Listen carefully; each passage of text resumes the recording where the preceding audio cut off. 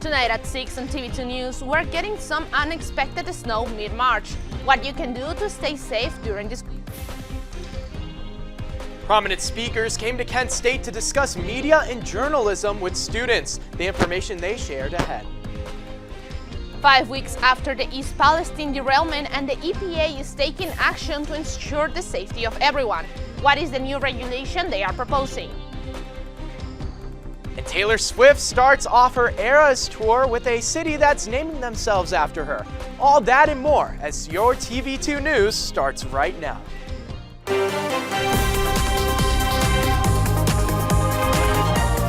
This is TV2 News.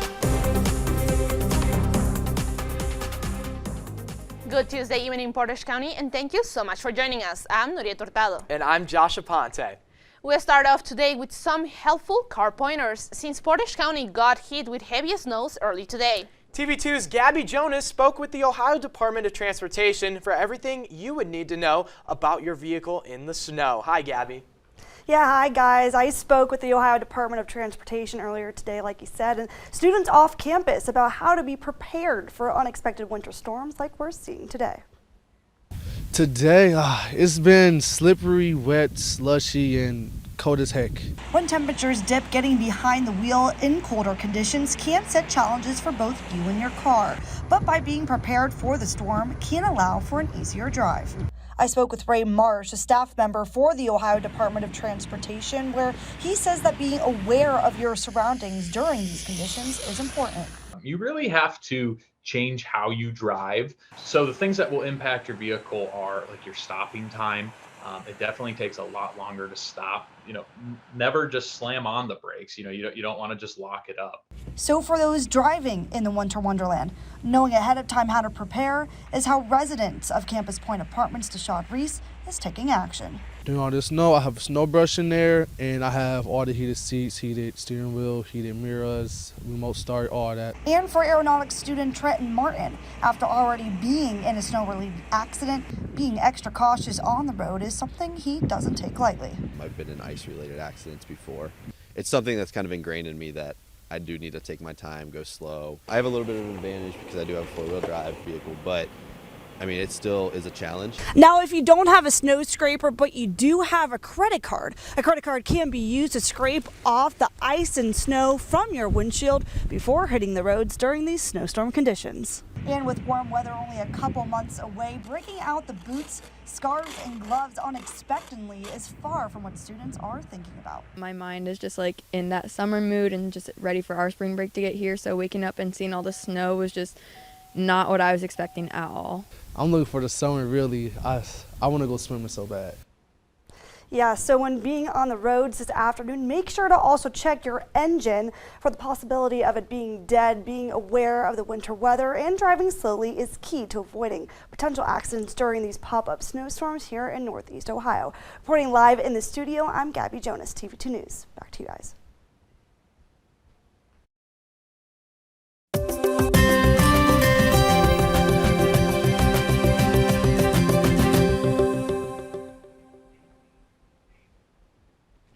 Good evening, Portage County. I'm Abby Forbes, your Tuesday weather anchor, and let's take a closer look at that snowy weather that Gabby was talking about. So currently in Kent, it is cloudy. It did stop snowing for a little bit. It is 27 degrees out there, but it feels like it's 15 because of that wind chill that's going on. And the humidity is at 63. That's because it was snowing earlier so heavily. So moving on to later tonight and into tomorrow morning, after this newscast, you'll see it slowly dropping from 28 to 26, and then in the morning it will actually be colder than it is right now. It'll be at 24, and those clouds will start to part a little bit, and it'll be a little bit more sunny, but that still does not mean that it's going to get warmer. So looking closer at tonight, it is going to have that wind chill that I talked about, which makes it feel a little bit colder than it actually is out there, with those winds going 14 miles per hour. But that's all I have for you right now. But later tonight, I'll be going over the weather for the rest of Ohio and for the week. Back to you guys at the desk. Thank you, Abby. And the National Academy of Television Arts and Sciences spoke to Kent State students and faculty earlier today. They are better known as the organization who produces the National Emmy Awards broadcast for daytime television. TV2's Anthony Leonardi has more on the event and the speakers. Hi, Anthony. Thanks, guys. The speakers included the National Academy CEO Adam Sharp and the chairman Terry O'Reilly. They wanted to share their experience in the fields of media and journalism, and O'Reilly explained to the students how the Emmys are more than just a statue. It's actually a program that's intended to develop a pipeline of people who can work through the industry and ultimately aspire to win one of these at some point. Terry O'Reilly and Adam Sharp talked about how they got started with the National Academy of Television Arts and Sciences. They also explained the history behind the Emmys and opened the floor for different questions concerning the industry, internships, and how to showcase the experience. At the end of the presentation, they shared production positions and opportunities for the next regional Emmys Awards. That's where we're finding the interesting next set of people who will be content creators and content consumers, and ultimately the people who are going to run the business. O'Reilly also shared some personal experiences after the presentation and took pictures with attendees. Reporting for TV2 News, I'm Anthony Leonardi. Thank you, Anthony. And the Kent State Office of Sustainability is hosting an e-cycle drive tomorrow from 7:30 a.m. to 3 p.m. in the R17 parking lot. Members of Kent State campus and the City of Kent community can recycle used electronics through Infinite Electronics Recycling, an R2 certified recycler. Materials permitted at e-cycle drive include TVs, computers, storage devices, iPads and tablets, digital cameras, cellular phones, game consoles, and small kitchen appliances. The Kent State undergraduate student government has announced when tickets will go on sale for Flash Fest. Tickets went on sale today at 5 p.m. and they work on a first-come, first-served basis. Flash Fest will feature rapper Lil Yachty alongside DJ Smills. The link to purchase the tickets can be found on the USG's Instagram page. Ravenna's honorary way got renamed in honor of a resident who helps the community as a volunteer. Jonathan Floyd is a Special Olympian and has raised money for the Special Olympics through the Polar Plunge. He also was inducted to the Ravenna's School Hall of Fame in 2018. The honorary way bench and street signs are located at the entrance to the Ravenna Courthouse lawn and are regularly renamed for citizens who contribute to the community. Portage County commissioners may make a proposal to oversee a program that would grant $1 million to aid food programs in the county. The funds from the American Rescue Plan would benefit food pantries and would make the Akron-Canton Regional Food Bank act as a pass-through agency for funding. This proposal comes in response to the rise of grocery prices in retail, but also at the food bank. Ohio Attorney General Dave Yost announced they are filing a lawsuit against Norfolk Southern following the numerous train derailments. What this means for Ohio. Reactions to the collapse of the Silicon Valley Bank, how the Federal Reserve will be handling the situation after the break. Tomorrow's news leaders. Today's top stories. From an award-winning student newsroom. This is TV2 News, truly Portage County. Welcome back. Ohio Attorney General Dave Yost announced that Ohio is officially filing a lawsuit against Norfolk Southern, the company involved in the recent East Palestine train derailment. Yost held a press conference earlier today bringing Ohio's grievances against the company. The state of Ohio has sued Norfolk and Southern over the February 3rd derailment and subsequent toxic spill that occurred near the village, in the village of East Palestine. This derailment was entirely avoidable, and I'm concerned that Norfolk and Southern may be putting profits for their own company above the health and safety of the cities and communities that they operate in. Yost said the 58-count lawsuit is 106 pages aimed at holding Norfolk Southern accountable for their actions. He said the train derailment in East Palestine back on February 3rd released over 1 million gallons of hazardous chemicals into Ohio's natural resources. Yost also talked about other accidents Norfolk Southern was involved in, citing an 80% increase in the company's accident rate over the last 10 years. At least 20 of their accidents since included chemical spills. The lawsuit also asked the court to require continued soil and water testing from the company and prohibits them from disposing additional waste at the derailment site. And the EPA is proposing new regulations to make drinking water safer. Under the proposed regulations, water systems would have to monitor for 6 specific forever chemicals that can cause serious health problems. The water systems would also have to notify the public about the levels of the chemicals in the water and work to reduce them if they go above the standard allowed. This would be one of the first new chemical standards that updates the Safe Drinking Water Act since 1996. A safety summit was called for the Federal Aviation Administration after the agency system melted down in January. The summit was called because of a worry of near collisions between commercial airplanes. Administrator Billy Nolan will call together representatives from the industry to find if there are any red flags in the data the FAA and airline industry collect. The summit will take place tomorrow.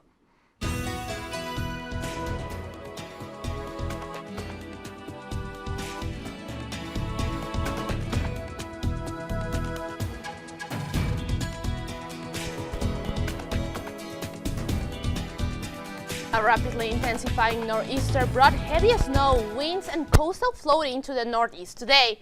A nor'easter is a storm with winds out of the northeast, notorious for heavy rain, snow, strong winds, power outages, and coastal flooding.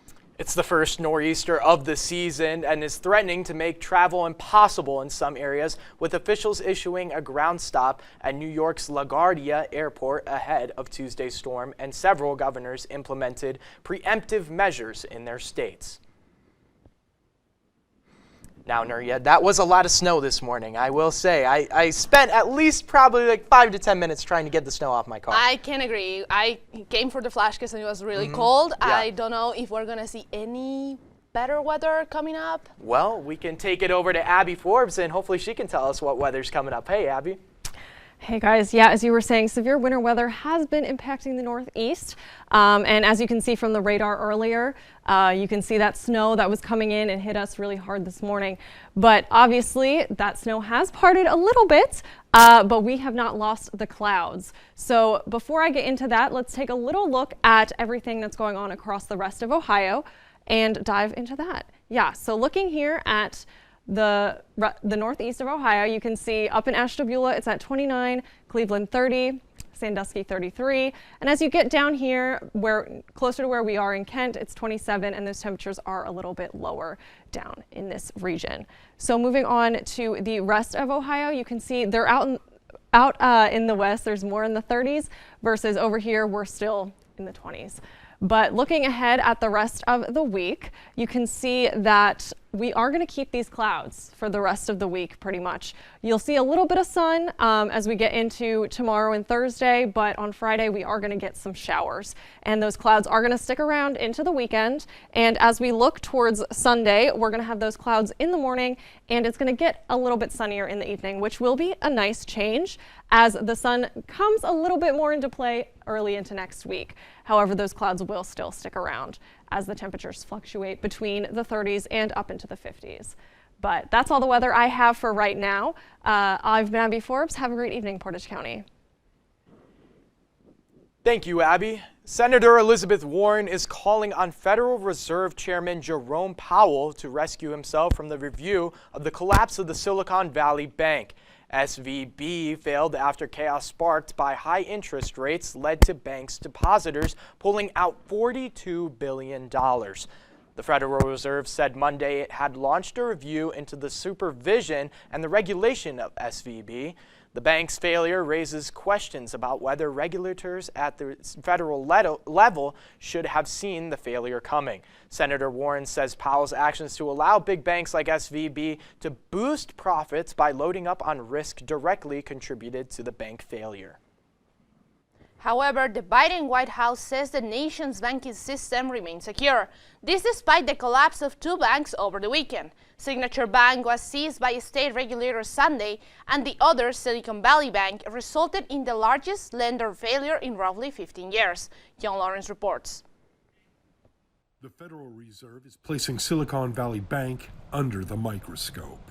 I've lived through a lot of crises, and it's very easy to know what went wrong the day after the crisis is over. It's very difficult to know what's going wrong before you have the crisis.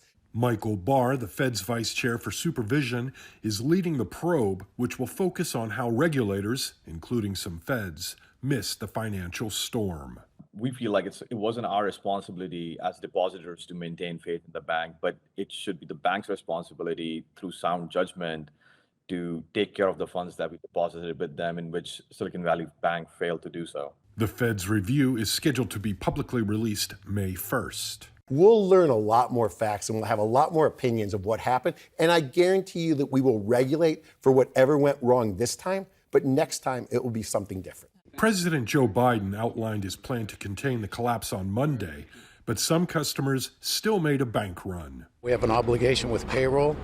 We have an electrical business, and we have to meet payroll. Meanwhile, lawmakers are calling for action. For us in Congress, we need to revisit some of the regulation that was loosened on these regional mid-sized banks not so long ago. I certainly opposed that loosening at the time. I'm John Lawrence reporting. Reports from the government show inflation rates continue to slow down. The Consumer Price Index, or CPI, gauges the change in price from day-to-day items, goods, and services, and it showed a decrease from the last month. In line with the economics expectations, inflation fell for the 8th straight month in February, and that's down from 6.4% from the previous month. This comes right after the Biden administration announced new projects centered around reducing Americans' everyday costs. And the tech industry is facing major layoffs. Facebook parent company Meta announced today that it plans to lay off 10,000 more workers. This is the second round of significant job cuts for the tech giant in 4 months. In November, Meta said it was cutting about 13% of its workforce in the largest round of cuts in its history. Meta CEO Mark Zuckerberg wrote in a post that the company will also close around 5,000 additional open roles. And we keep with the updates on big tech companies. Amazon is launching a low-cost internet option called Project Kuiper. The company says it will be fast and affordable, and it's designed to serve underserved communities around the world. The price wasn't announced, but the company says affordability is a key principle of the project. The first production satellites are expected to launch in the first half of 2024 and start delivering internet service later in the year. A long time ago in a galaxy far, far away, construction began on this project, but now an opening date has finally been announced. Find out what filmmaker would be getting his own museum. Look to close out their road trip tonight as they take on the Charlotte Hornets. All the info and more on TV2 Sports. And now, your TV2 Sports Report. How's it going, Portage County? I'm Michael Neenan, and it's about time we talk about the local and not so local sports news. Let's get right into it. Because starting things off, we have the Kent State men's golf team who traveled to Myrtle Beach, South Carolina for the General Hackle Championship yesterday. The Flashes finished top 4 through the first 2 rounds, led by senior Cade Breitenstein, who recorded a team best 66 to finish the day tied for 9th. The Flashes are currently competing in Louisville, Kentucky for the second day of competition and are tied for 4th place with the University of Louisville. And tonight, the Cleveland Cavaliers play on the road against the Charlotte Hornets. Being the final game of Cleveland's road trip, the game is also a rematch of Sunday night where the Cavs defeated the Hornets 114 to 108. The Hornets are currently the 14th seed in the Eastern Conference, and it is likely Cleveland will take care of business once again, though the game is rather inconsequential for both teams, I would say. Be sure to catch the game on Bally Sports Ohio. The tip-off is scheduled for 7 p.m. And moving on, last night, the Colorado Avalanche took on the Montreal Canadiens in the Bell Center. Early on in the first period, Devin Tays, he passed to Logan O'Connor, who shoots, and Arturi Lehkonen tips it in for the goal to give the Avs an early 1-0 lead. But later on in the first period, Cale Makari passes to Mikko Rantanen, who shoots, And what do you know? Arturi Lehkonen tips in another goal. That's his second goal of the night. Wow, Avs are really putting on a beating here. Okay, so let's put in a Canadiens highlight. Off the face-off, Josh Anderson, he scores pretty quickly. And the Avs are only up 4-1 now in the second period. The puck makes its way to Valeri Nichushkin, who handles the puck, and JT Compher puts it in to give the Avs a 6-1 lead. Now, let's move on to about halfway through the third period. Nathan McKinnon, he goes and he scores. He puts the Avs up 7-2. That's his 29th goal of the season, and that would pretty much be all she wrote, as the Avs would go on to win 8-4. Arturi Lehkonen had 2 goals and 1 assist for 3 points. The Avs are 10-4-3 since the All-Star break. And that's all I have for today. Be sure to follow our socials at TV2 KSU Sports for all sports-related updates within the area. I'm Michael Neenan. Let's get right back to the news. Don't blame them, love made them crazy. How a city in Arizona decided to change their name to honor the music industry. Welcome back. Glendale filled the pool with champagne and is swimming with the big names after changing their name for the weekend.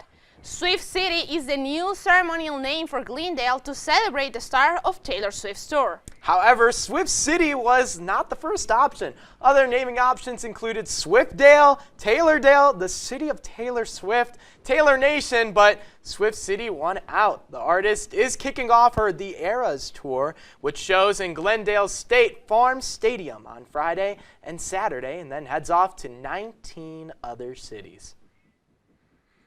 And construction on the museum by Star Wars creator George Lucas is underway once again. The Lucas Museum of Narrative Art is finally set to open in 2025 in Los Angeles after years of controversy and challenges. Lucas and his wife decided on building this museum to showcase 100,000 items from the filmmaker's collection. So I know that you're a big fan of Star Wars. Oh yeah. I am so excited for this museum. I might take a trip to LA just to go to the museum. As you should. You know, I just love Star Wars that much. I've already been to Galaxy's Edge in Disney, so this is basically like the second part. That's really cool. You should go. And then I know you like Taylor Swift. I really love Taylor Swift. I know it's kind of silly to change name, but I don't know. I think it's really fun. Interesting. I mean, she's the music industry at the end of the day. That's true. That's all the time we have for you today. Thank you so much for joining us. For updates on all these stories and more, visit our website at KentWired.com and follow us on all of our social media at KentWired. I'm Josh Aponte. And I've been Nuried. Have a great night, Portage County.